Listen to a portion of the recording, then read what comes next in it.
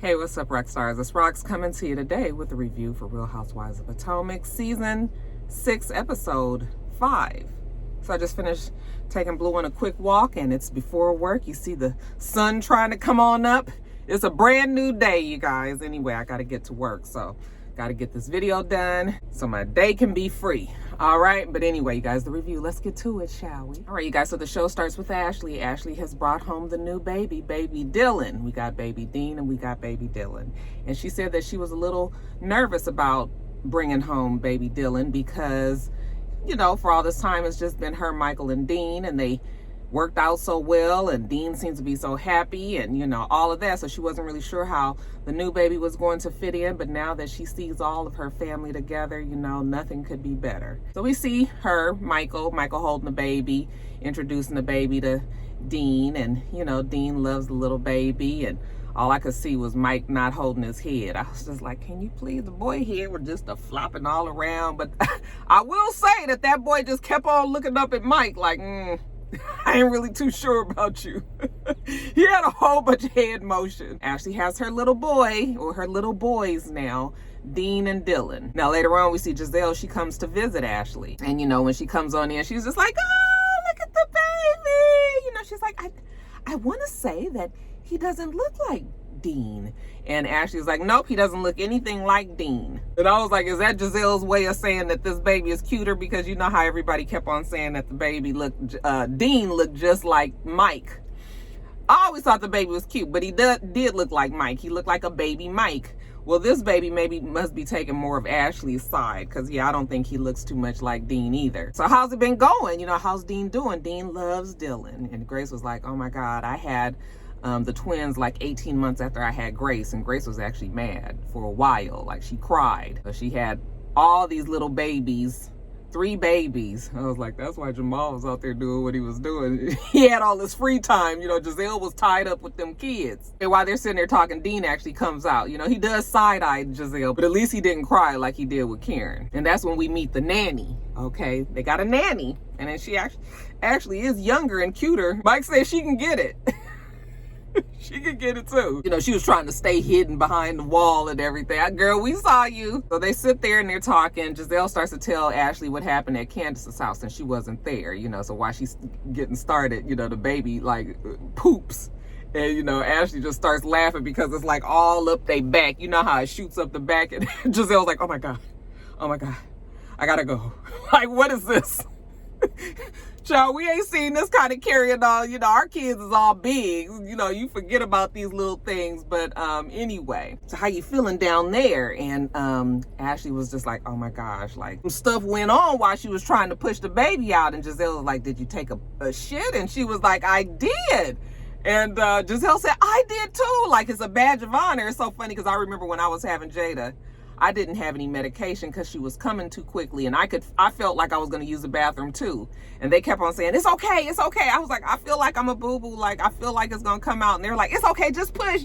Don't worry about that. I didn't end up doing it, but I was like conscious the whole time. And I think I felt like that was keeping me from pushing the way I wanted to, because I was like concerned of the shit flying all over the doctors. But anyway, y'all didn't ask about that, did you? Anyways, back to the party. So Candace had said at the party, we didn't see it last week, but evidently she told the girls that she wants to invite them all to Williamsburg.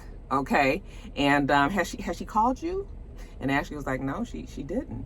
And then she was just like, oh, okay, well, I'm gonna invite you. You know, I know you just had a baby and everything, but you know, and I'm sitting there thinking to myself, like, now you inviting people to events that she wasn't invited to. But then we had an issue with Mia last week, and Mia possibly wanting to bring Karen. I mean, Mia never said that she wanted to bring Karen, but you had a problem with it. No, come on now, Gizelle. All these folks inviting folks, when you know that they got like a problem with the host, it's just, that shit ain't cool. And Candace keeps telling us that she forgot to invite Ashley. Just say you didn't invite her. I mean, you have a perfect excuse. She has a new baby. I assumed that she wasn't going to come anyway. But, you know, Candace was like, her head wrap was too tight. Anyway, she's going to just maybe come for one day, not spend the night or anything like that. All right, but what else happened at the party? Well, Wendy showed up in like this really skimpy little, you know, teddy outfit, like a shirt and shorts and, you know, a robe and everything. And she was just like, it's funny because Wendy ain't the Wendy that we knew last season. All right. Well, I think we all realized that. I don't know what Wendy going through. I thought it was just the fact that she knew she was like a confirmed housewife and people liked her last season, but she off the chain this season. I don't know what to make of it. But Gizelle does say that there's been a rumor going around that Eddie is cheating, and a little birdie had been in my inbox last season, saying in the community that they all are a part of, that there was rumors that Eddie was actually playing for the other team. So I don't really know how true that is, but I have been hearing that a little bit here and there, and I'm wondering, did they come up with this storyline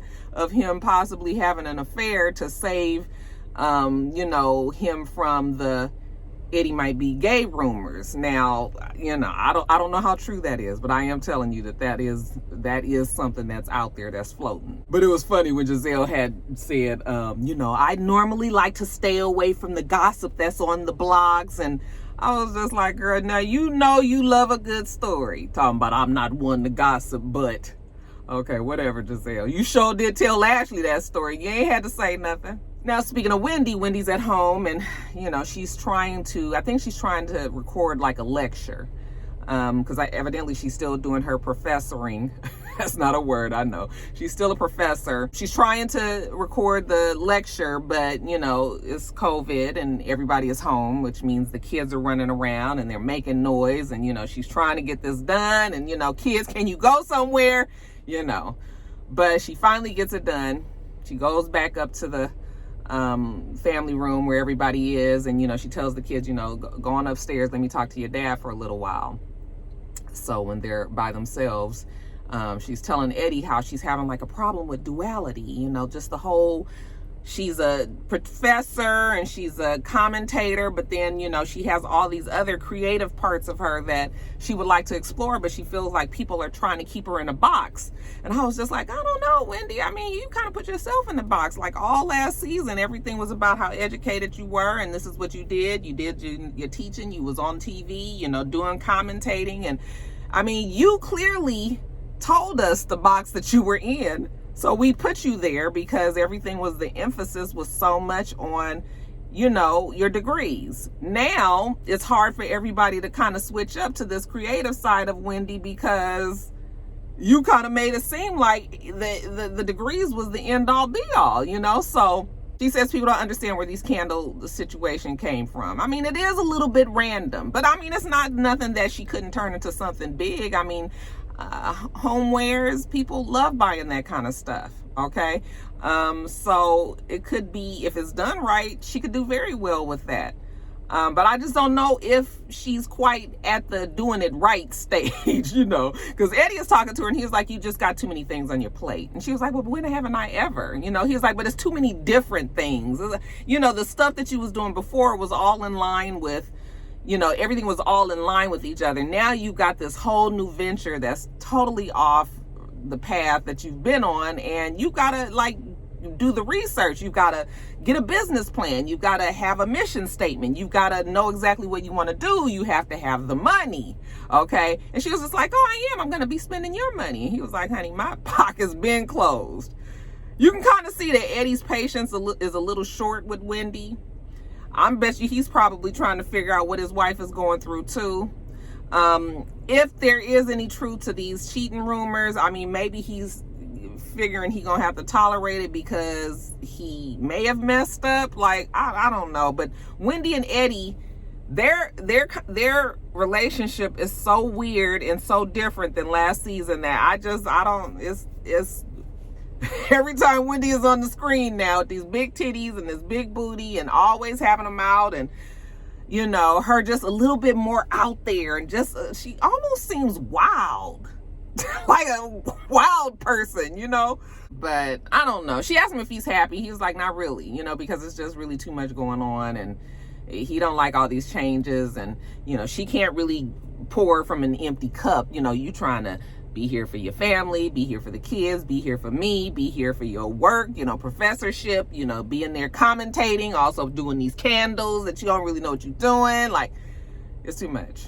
All right, you guys, jumping over to Mia. So we see Mia out with the family, her and her husband and the kids. They're about to embark on a picnic. You guys saw when the baby fell. I was like, uh-oh, you know, and she did just like how us moms do. We get down there and we was like, no, you're okay. Because the baby was about to get started. Even though it did look like she kind of hurt herself. I mean, she fell all the way down, like her legs was back up in the air and everything. But we got her together right quick, and, you know, they were okay. So they go and sit down. Mia's talking to the kids, and she asked her son, Josh, that's the one that she was supposed to take out last week. She asked him, you know, do you think that I work too much? And he says, yes. And she was just like, well, do you understand that, you know, your mom is working because she wants to make sure that you guys don't ever want for anything? I mean, I'm figuring like you have a super rich husband.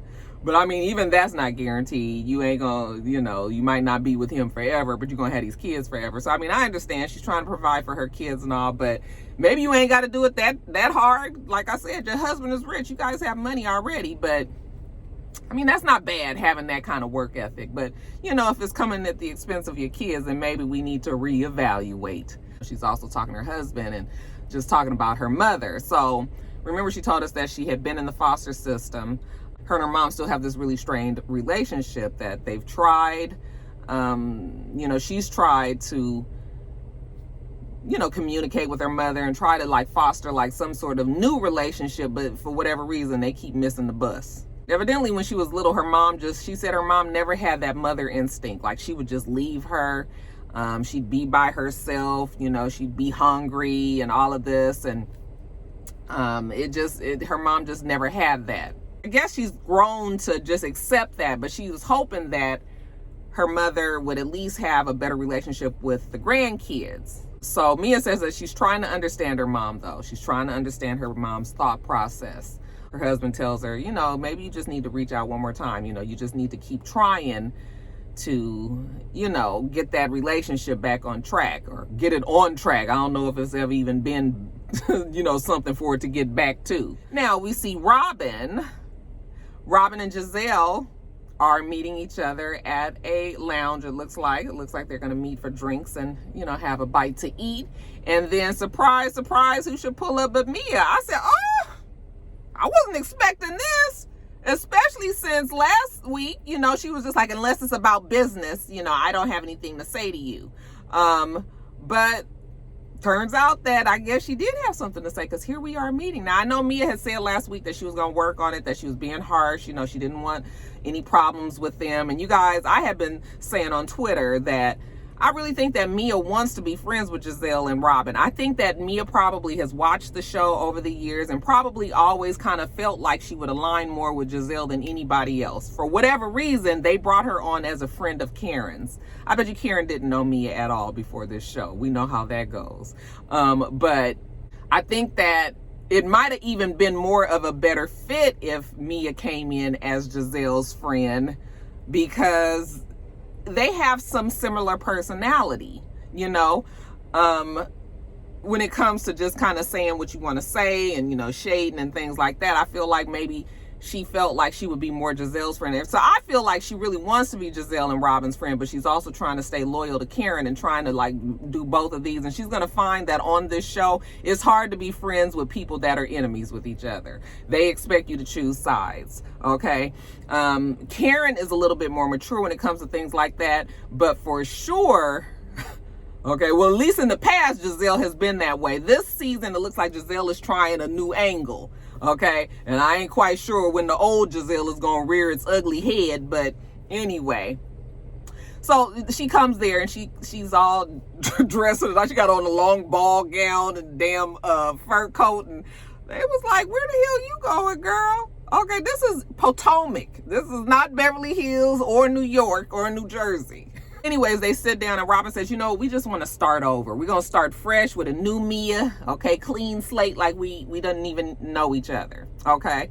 So, okay, that's what we're doing. So Mia starts over, okay? She's married. She has her kids. You know, she fully gives them the backstory, tells them about her parents. Her mom and her dad were both on drugs. You know, her dad used to beat her mom and evidently had beat Mia as well, you know, and she would try to hide the scars and things. But one time she went to school and she was still kind of bleeding through her shirt, and they saw it, and Child Protective Services came and picked her up, and she said she was removed from the home and never came home after that.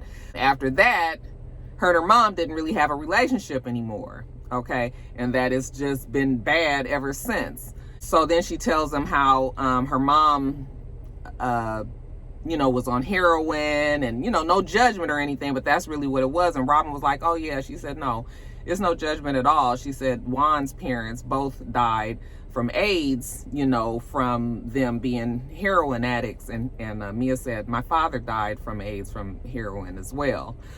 So now we've got something that they have in common. I mean, a morbid thing they have in common, but they still, are kind of able to relate on that. So when they start hearing Mia's story, Gizelle is just like, well, I mean, your story is definitely like a testament to how strong you are. Like, she can't even believe where she is in her life at this point, considering all that she's been through, growing up. She is actually a bad bitch. Like I said, this is a new Gizelle, because Gizelle usually don't give new people their props. Okay. I still got my good eye on Gizelle. I don't know what to make of her either. So Gizelle is like, I like this Mia. This Mia is cool. She's not too fond of the group Mia. With all of the I'm a boss, I'm a boss, I'm a boss, I'm a boss, I'm a boss talk. That one they barely can tolerate. But we'll see how Mia works this position, trying to be friends with both Karen and Gizelle. I like Mia, though. I've decided that I actually like her. She's got her ways, but everybody does. But yeah, so far, I think I do like Mia. What do you guys think about her? Now, jumping over to Candace. So Candace, like I said, is going to be taking the girls to Williamsburg. She says that her family, her grandparents, used to go to Williamsburg. I don't know if she said her grandparents lived there, if they used to go there, but it's just always been fond memories for her when she was younger, because it was just always so peaceful and it was always so nice. And, she just really enjoyed it. She feels like all the girls will enjoy it as well. I was like, well, be careful with that, because remember last season, all the girls went to the lake and it was peaceful and all that, and they all hated it. They didn't know what they were supposed to be doing. Okay, so that might not work out that well. But anyway, she feels like this is going to be a great trip, so they can just sit back and they can laugh and they can focus on each other and they can fuss, because they also do that well. They fuss with each other. So anyway, she's talking to Chris about it, and what they're going to be doing out there. And he asked her, is Ashley coming? And she said that she didn't know. She hadn't called her. And he was like, well, you should call her. Well, we already know that she ain't called her. Okay. And I don't think she ever had any intention of calling her. And like I said, she had a perfect excuse. I mean, Ashley's pregnant. Like, why am I inviting her? Okay. I guess it would have been cool for her to reach out to Ashley and be like, girl, I know you can't come because you pregnant and you just had this baby, but I mean, when is people gonna just go on and accept that Ashley and Candace don't like each other, never gonna like each other, never have liked each other? Okay, it's just, that's what it is. So quit trying to force this damn relationship.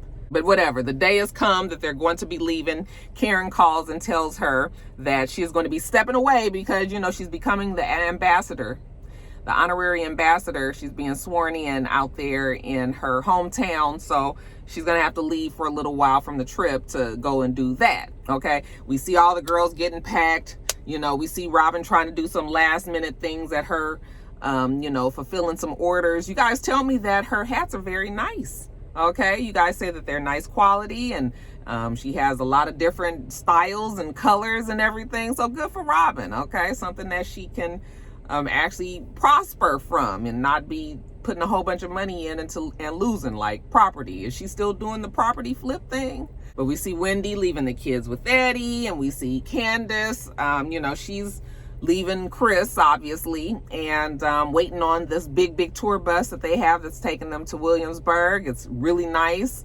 She gets on and it's really nice. It has a pole in there. She makes sure she disinfects it, because we know these girls. I was like, you act like somebody gonna be naked on that pole or something. But so she's in the bus, and the first person that gets there is Gizelle. Listen, you ain't gonna call Gizelle late. That's one thing you ain't gonna ever call her. That girl is always the first to get somewhere, because she always want to scope the shit out and see what she can come up with shady. Then next we got Mia. Hey girl. Everybody is greeting each other. Then Wendy comes with, child, let me just tell you about Wendy. Wendy had on a high cut bodysuit and the sweatpants. I hate that look. First of all, I do not like that look. with the shirt coming up higher than the waist, the waistline of the pants. That's just a personal thing. So already that got on my damn nerves, right? Certain things to me, certain styles is just automatically a young style. It's something that sometimes we age out of certain shit. I mean, it might be cute on somebody. I don't like that look. So anyway, she comes on in and she got these braids. So she got the big, not quite the poetic justice size braids, but she's got the big braids with the big parts, the one that's real popular. But I kept on looking at the side of her head. I said, Wendy, listen, I'm gonna need you either to shave that down, I'm gonna need you to braid it. Okay, but this gelled down hair on the side, and then you had to try to do the baby hair wave, but it's like thick, but it's laid down so it looks like it's plastered. I was just like, no. Why? Who did that to her hair? Who did that? Who did that, please? So I'm looking at her and I was like, so she comes on and she's like, hey, Gizelle was like, oh, well, the new Wendy strikes again. Okay. The old Wendy wouldn't have came on here with her Forever 21 outfit. And I was like, that Gizelle was cracking me up on this episode. I'm telling you, these girls will say anything. They're funny as hell. Then we get Robin. Robin gets there and she's not the last. Okay. The last one to get there actually is Karen. Karen is bringing up the rear. Okay. When Karen walks on the bus, she's saying hi to everybody. And then when she sees Gizelle and Robin, she was just like, hello, ladies. They both were sitting back there like, ugh. As long as there is no accountability from Gizelle, she is on timeout. Okay. Karen ain't got shit to say to Gizelle. So anyway, they all sit down and, somebody was like, where's Ashley? Is Ashley coming? And Candace was like, oh no, I forgot to call her. Well, Gizelle got one for you because Gizelle invited her. And she looked over at Gizelle like, what? You invited her? And she was just like, yeah. She's like, didn't she just have a baby? Like, don't she have to heal or something? And Giselle's like, she only coming for a day. She's not spending the night or anything. She's going to meet us up there tomorrow. And Candace was like, oh, okay. I mean, that's fine. But anyway, the girls are talking about leaving their kids. Mia was like, her husband wants to be super dad, so she left the kids with them. They're like, aren't you worried? And she was like, yeah, no, because I got cameras. I can see what's happening in there, And Scala, I forgot to tell you guys that Scala was there too. Like I said, at one point they had to have been considering this woman for a housewife position. I don't know what happened for her not to get it though. But Scala, she was just like, oh, it's so funny because I thought she was crying. She had the weirdest little talk, but she was like, I did the same thing with my husband, that she's got these cameras around there she can see. What y'all think the men gonna do to these kids? As long as they make sure that they fed and that they don't burn the house down, they don't kill themselves, everything gonna be fine. Leave them kids with them damn daddies. Somebody says, Robin, I want you to have another baby. And she was just like, yeah, you and Juan. She was like, but you know what? Before we left, I did let him stay inside. And I was just like, you guys are still doing the pull-out method? I mean, what, are we fucking 22 years old? And how much fun is that for Juan? That he's never able to finish? It's like, girl, come on. Listen, get you on some pills or something. Why are we doing pull-out? Child, that was too much information for me. Okay, so then somebody was like, oh, you let him shoot up the club. And why they say that, honey? Wendy couldn't take it no more. She had to get up like, that Wendy got on the damn pole and she started doing her dance and everything. And again, I was distracted by the hair, so I couldn't even figure out what Wendy was trying to do. But she was dropping it down. It was some real flicked, pole work. I was like, Wendy, sit down. But, I guess now that Wendy has broken in the pole, everybody else is like, okay, we're going to get on this pole. So Candace goes first, she does a cute little spin around and all the girls take a turn on there, some better than others, really nobody. Both Gizelle and Robin jump up there and like crash their coochie into the pole. I was like, ooh. Karen do, her version of Scala, Wendy again. And then we save the best for last. Mia gets up there. She does some cute little sexy number. And they was just like, girl, didn't you say you wasn't a stripper? No, she said that she was sort of like an escort in a gentleman's club. A little different. She said that they didn't have poles then, but she said, you know what? She has some friends that are strippers, okay? And she might have took a note or two. Candace was like, no, that booty crack has seen a pole in its life.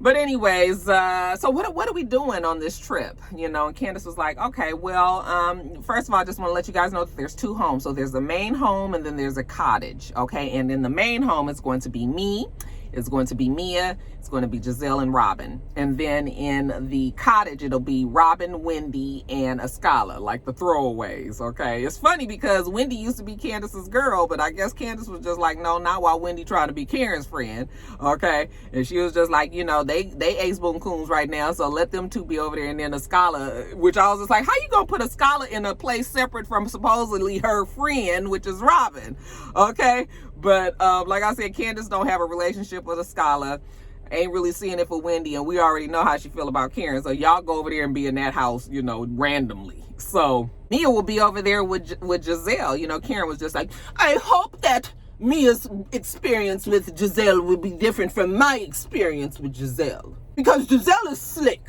But then she tells the girls that she's going to have to be stepping away for part of the trip because she's going to her hometown. She's going to be sworn in as an ambassador of the city. And Wendy, I would like for you to come. And Wendy was just like, oh, I'm flattered. You know, she would love to come, you know. And Gizelle was just like, oh, so last season they couldn't even stand each other. This season, now they're besties, whatever. But whatever, they pull up to the house, and the house is beautiful. Now, the house is nothing like the lake house, although, what's her name?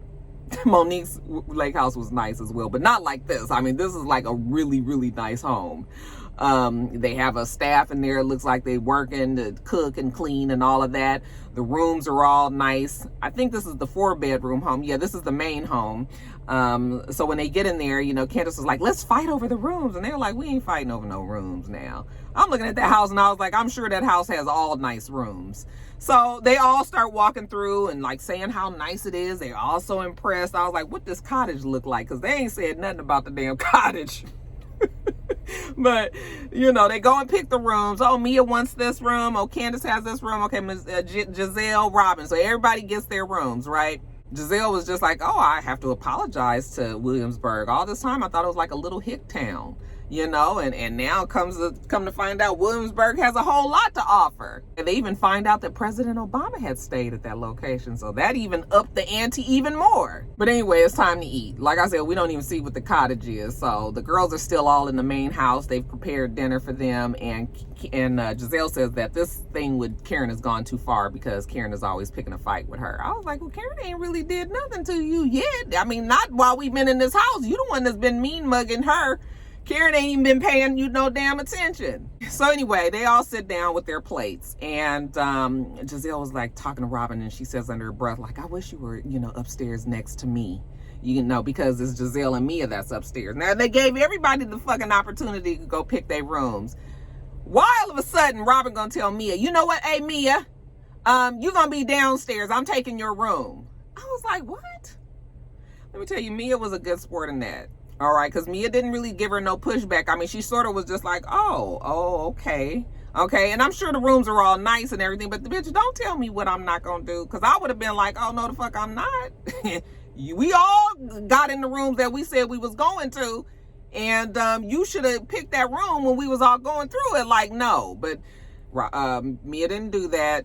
She gonna go on and switch the rooms up with Robin. Fine. So anyway, they're sitting there talking, and Gizelle says, well, is there anybody that would like to apologize before, you know, we get started with the party?